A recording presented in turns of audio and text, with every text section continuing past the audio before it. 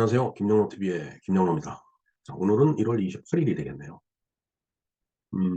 뭐, 우리나라로서는 특별히 기념할 그 날짜 이야기는 없습니다. 단지, 오늘이 이 외국에서는 데이터 프라이버시 데이라고 하네요. 처음에는 이게 무슨 뜻인가 했어요. 데이터 프라이버시. 뭐, 데이터도 어떤 그 프라이버시가 있나. 음, 근데 이것이 바로 이제 개인정보 보호에 대한 그런 그 내용이더라고요. 보이스피싱도 이제 이 개인정보가 새 나가서 이제 발생되는 그런 일이고, 그다음에 뭐 해킹에 의해서 뭐 이메일이 주소가 뭐 밝혀진다든가. 그래서 인제 어 하여튼 여러 가지 그 인제 금융 사고가 막 인제 연달아서 일어나고 하는 인제 그런 일이 인제 지금 지구상이 비일비재합니다. 연전에 저도 인제 이 해킹을 한번 당한 적이 있었습니다. 그 미국에 있는 인제 거래처하고 인제 문서가 인제 이메일로 오가는데, 이 해커가 중간에 들어와서 이쪽에서 보내는 이메일을 가로채 갖고 약간 각색을 해서 저쪽으로 보내고, 상대방가요. 그다음에 상대방에서 회신하는 걸 또 가로채고서 어 이쪽으로 그 뭔가 요청하는 듯한 아주 묘한 말을 만들어 갖고서 인제 이메일을 다시 인제 송수신하는 거. 그러니까 이메일이 서로 인제 주고 가는데 그 중간에서 가로채고서 이메일 내용을 갖다가 척척히 인제 각색을 해 갖고서 인제 의심을 사지 않도록 하게끔 그런 식으로 해서 인제 그 중간에서 그런 저기를 인제 데이터 변조를 하면서 돈을 인제 뜯어내는, 돈을 갈취하는 이제 그런 인제 해킹을 당한 적이 있었어요. 근데 다시 말해 갖고 이메일을 중간에서 가로채고서 보낼 때 "계좌번호를 인제 바꿔서 보내라." 계좌번호를 바꾼 우리 계좌번호가 바뀌었다고 통보를 한 거예요. 그러니까 인제 어 직원 입장에서 봤을 때 저쪽에서 들어오는 이메일에 보니까 이걸 어 계좌번호를 바뀌었으니까 그쪽으로 인제 송금을 하라고 그러니까 뭐 물품 대금 그쪽으로 송금을 한 겁니다. 근데 인제 그게 원활치 못해 갖고서 인제 중간에 어 돈이 나가지 않고 인제 거꾸로 돌아오고 하는 그런 사건이 있었는데, 사실은 그때 어 '이상하다.'라고 생각하고 다른 채널을 통해서 의구심을 표명했어야 돼요, 상대방한테. 근데 사실은 그 채널 이메일 주소를 그대로 한다라면 또 중간에서 가로채겠죠. 걱정하지 말라." 뭐 이런 식으로 또 회신을 보낼 겁니다. 그래서 나중에 이상하다 싶어 갖고서 제가 인제 개인 채널을 통해서 페이스북을 통해서 페이스북 메신저를 통해서 확인을 해 보니까 이상하다." 그래 갖고서 인제 다른 이메일 주소를 통해서 인제 서로 이 교신을 하다 보니까 '아 이게 해킹당한 거다.'라는 게 인제 드러났죠. 결국은 해킹을 당한 거는 우리 쪽이기 때문에 모든 책임을 인제 우리가 질 수는 없었습니다. 그 책임이라고 하는 것은 이제 금전적인 손실이에요. 물론 인제 경찰서에다 저희들이 신고도 하고 돈을 찾아 달라고 요청했지만은 벌써 한 2-3년 지났는데 아직까지도 아무런 소식이 없습니다. 사실 찾을 수가 없죠. 뭐 어디 가서 찾습니까? 근데 인제 중간에 이메일을 가로채는 이메일 주소를 보니까 소문자 I자하고 소문자 L자, 그다음에 대문자 I자하고 비슷해요. 이 구분이 안 됩니다. 그러니까 고 한자를 갖다 이렇게 변조시켜 갖고서 계속 그걸 통해 갖고서 어 가로채고 우리 쪽으로 이제 그 주소로 해서 이메일을 보내는데, 우리가 거의 구분이 안 되니까 뭐 당연히 거기서 이메일이 오는 건 줄 알았죠, 거래처 쪽에서. 그래서 인제 상당 금액을 인제 손실을 봤죠. 네. 그나마 전체 금액의 한 60% 정도는 인제 더 치졌고 40% 정도는 인제 분실을 해 갖고서 상당히 인제 회사의 재정적인 측면에서 인제 손실을 본 경우가 인제 있었는데, 바로 이런 것들이 '데이터가 프로텍션 돼야 된다.'라는 얘기죠. 개인정보가 보호가 돼야 되는데 이게 보호받지 못하고 만천하에 공개가 되니까 이런 문제들이 생기는 겁니다. 그래서 인제 뭐 프로텍션 데이라고 하면 바로 인제 눈에 들어오겠지만 데이터 프라이버시 데이라고 인제 명명을 했더라고요. 그러니까 쪼끔 특이해서 '이 날이 도대체 무슨 날인가.' 하고서 한번 살펴보고 그 내용에 대해서 알아보는 시간을 갖도록 하겠습니다.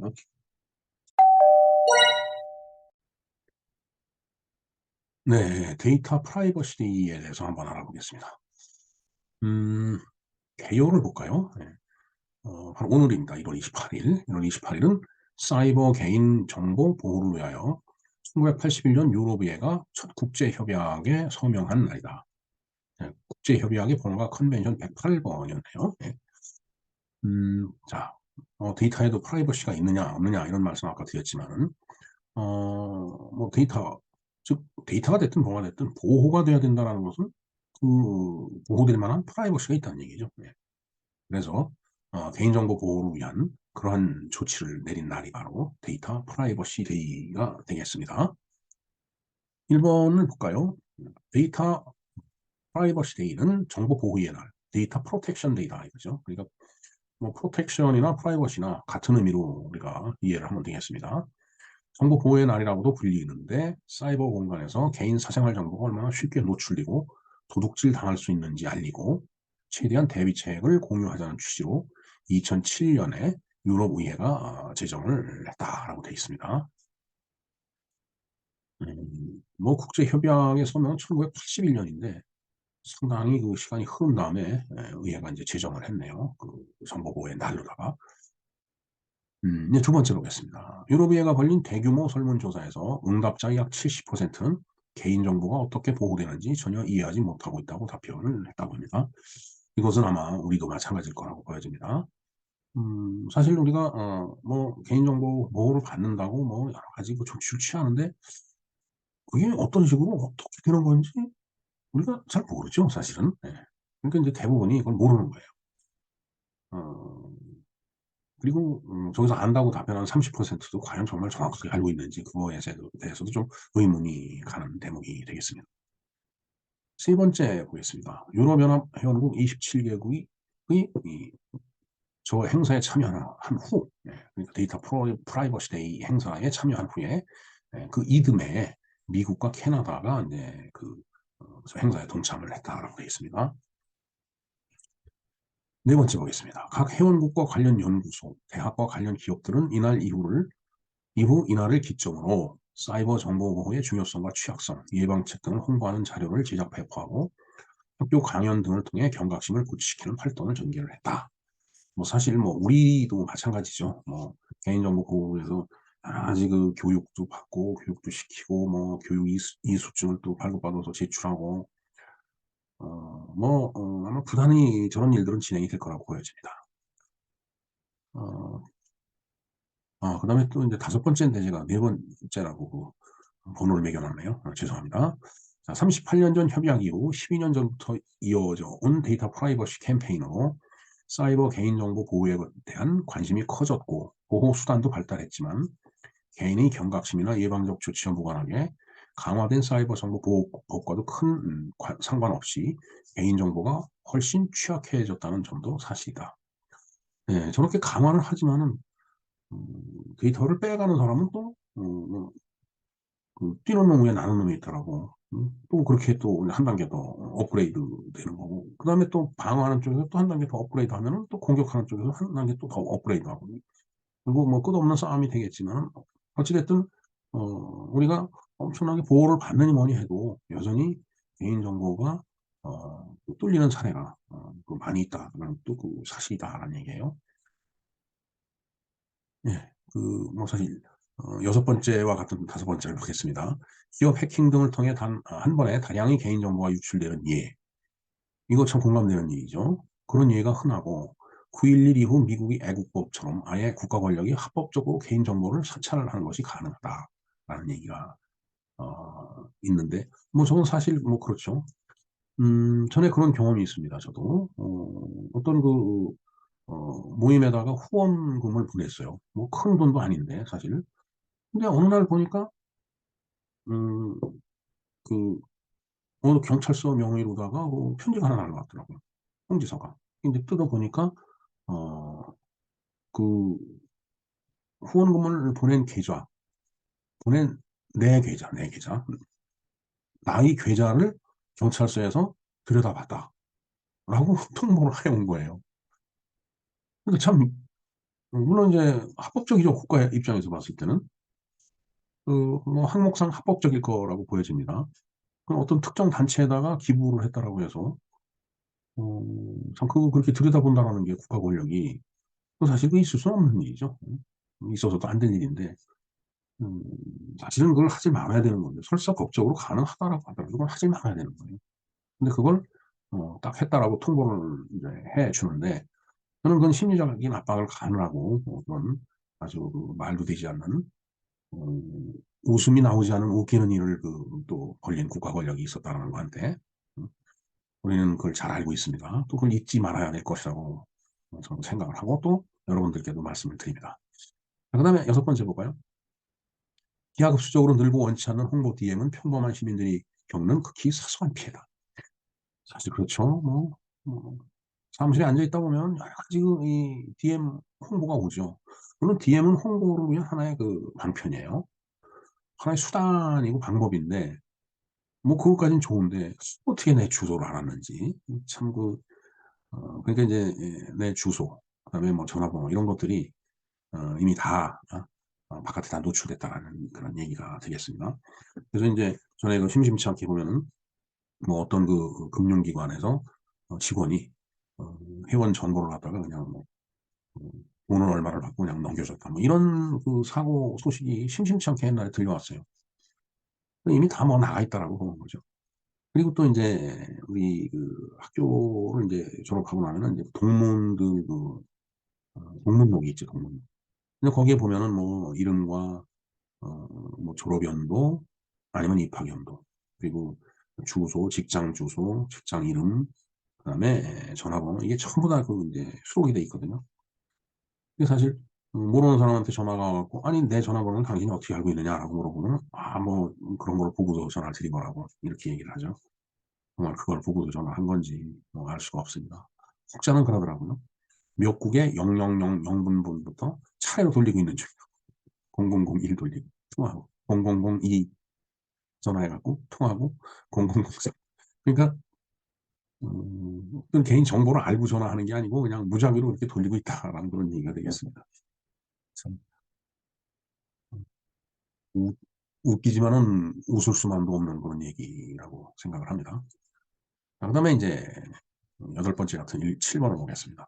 범죄 추이 시설이나 SF이 예를 들지 않더라도 어, 그러니까 SF는 그 공상과학 소설이라고 봐야 되겠죠. 네. 첫 번째 완벽한 보안이란 허물어지기 위한 보안일 뿐이다. 그렇죠. 어, 완벽한 보안. 그러면 해커들은 이제 그 보안을 뚫으려고 그러죠. 그러니까 그 보안이라는 게 결국은 허물어지기 위한 보안이다라는 얘기예요. 두 번째 사적 정보에 대한 인간의 호기심 혹은 자본의 탐욕은 그 어떤 윤리나 법으로도 완벽히 제어할 수 없는 존재론적인 한계일지도 모르다. 예. 그 인간의 호기심과 탐욕. 예. 그거는 뭐 어떻게 할 수가 없죠, 사실. 뭐 윤리적으로 뭐 그래서는 안 된다라고 얘기해봐야 그 탐욕을 누를 수 없는 거고. 아무리 법으로 통제를 하고 그, 그 범죄를 저지른 사람을 데려다 처벌을 하더라도 그 일은 여전히 또 일어난다는 얘기예요. 그러니까 존재론적으로 이미 한계를 갖고 있는 거다라고 보는 거죠. 세 번째 보겠습니다. 그 한계 위에서 최대한 위험을 경계하고 침입을 차단하고 위법을 엄단해야 하지만 그중에 평범한 시민이 개인적으로 할 수 있는 일은 사실 얼마 없다. 얼마 없는 게 아니라 뭐 아예 없다라고 봐도 과언은 아닐 겁니다. 사실 뭘 어떻게 하겠어요. 그 디지털 세계에서 이루어지고 있는 아주 어마어마한 음모와 탐욕과 호기심 그런 것들을 어떻게 알겠느냐라는 얘기죠. 사실 이 디지털 세계는 그 사이버 공간은 굉장히 무궁무진하면서 누가 무슨 일을 하든 이 아날로그적 입장에서 봤을 때는 그건 눈에 보이지도 않고 이해를 할 수도 없는 일들이에요. 그렇기 때문에 지금 이상한 그 이제 투표 결과가 막 나오고 그런 것들이 다 이제 얼마 전에 그런 일이 이제 뭐 어디 초등학교인가 어디에서 있었다고 하는 그 보도가 있었죠. 그런 세상이 된 겁니다. 그러니까 사실 개인적으로 취할 수 있는 조치라는 게 없다라고 보는 게 오히려 타당하다라고 생각이 되네요. 자, 정보는 지금 홍수를 이루고 있습니다. 아무리 댐을 막아도 정보는 넘쳐 흐르죠. 그리고 넘쳐 흐르는 건 또 그나마 또 덜한데 그 필요한 정보를 빼내가는 유출 이것도 문제지. 이게 더 큰 문제예요. 그냥 그래서 그렇게 폐해를 입는데 그냥 그렇게 당하는 것이 오늘날 우리의 현실이다라는 얘기가 되겠습니다. 자, 어떻게 보면은 상당히 자조적인 얘기를 하고 그다음에 대책이 없다라는 어떤 허무주의적인 그런 입장에서 말씀을 드린 것 같은데 뭐 그래도 어쩔 수가 없네요. 그게 현실입니다. 여기도 써 있듯이 그게 그냥 우리의 현실이다라는 얘기죠. 그래서 또 이제 그걸 방지하려고 하는 쪽에서는 또, 이 벽을 또 쌓고, 그러면 또 그걸 뚫으려고 하는 쪽에서는 벽을 넘어오든지, 벽에 구멍을 뚫든지 또 빼내가고, 그럼 또 막고 또 더 높이 쌓고, 뭐 그렇게 쫙 하다 보면은, 뭐 개인은 이제 삶을 다 하게 되는 거고, 인간 사회도 언젠가는 이제 종말이 오지 않을까 그런 생각을 해봅니다. 네, 데이터 프라이버시 데이 조금, 결론을 좀 너무 거창하게 내린 것 같아서, 좀, 뭐, 그렇긴 합니다만, 어찌됐든 그만큼 개인정보라는 게 중요한데, 어, 그 개인정보가 유출돼 갖고서 일어나는 폐해를 막을 수 있는 방법도 개인적으로는 전혀 없다. 국가가 지켜주든지, 뭐, 그렇게 해야 되는데, 국가가 합법적으로 들여다보는 경우도 있고, 그다음에 국가가 아무리 지키려고 하더라도 또, 침입자가 뚫고 들어오는 것을 이제 막다가 뭐 못 막고, 뭐 이제 그런 경우가 있죠. 도둑이 들으려면 옛말에 그런 게 있죠. 개도 안 짖는다고. 그렇게 남의 것을 훔쳐가는 사람 앞에서는 모든 게, 어, 뭐 속수무책이긴 한데, 정말 남의 걸 가져가려고 작정하고 덤벼드는 사람들을 막는 일이 쉽지 않은 일이다라고 그렇게 이해를 하면 될 것 같습니다. 네, 정말 이제 궁금합니다. 정말 그 사람들이, 어, 내 정보를 어떻게 알았을까? 사실 사무실에 앉아 있다가 보면은 모르는 전화에 번호부터 전화가 아주 심심치 않게 자주 와요. 물론 그 전화가 다 잘못된 건 아니에요. 나를 그 아는 사람이 모르는 전화로 전화하는 경우도 있겠죠.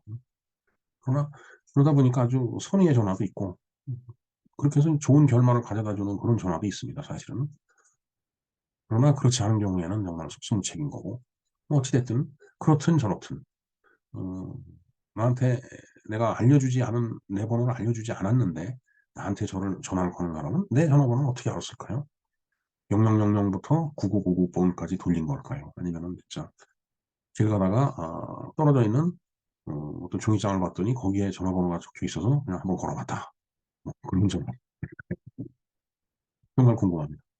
궁금하면 500원이라는 우스갯소리가 있지만은 이미 뭐 모든 개인의 정보가 유출돼서 돌아다니고 있는 것이 아닌지 하는 그 의구감을 떨칠 수가 없습니다. 예, 밑에 정말 열심히 일을 하는 이모티콘이 막아보려고 엄청 노력을 하지만은 그걸 또 뚫고 들어오는 사람들도 저렇게 같이 일을 하고 있을 거다라는 얘기가 되겠습니다. 네, 이렇게 데이터 프라이버시 데이, 데이터 프로텍션 데이, 개인정보 보호의 날에 대해서 알아보았습니다. 김영로 TV의 김영로였습니다. 감사합니다.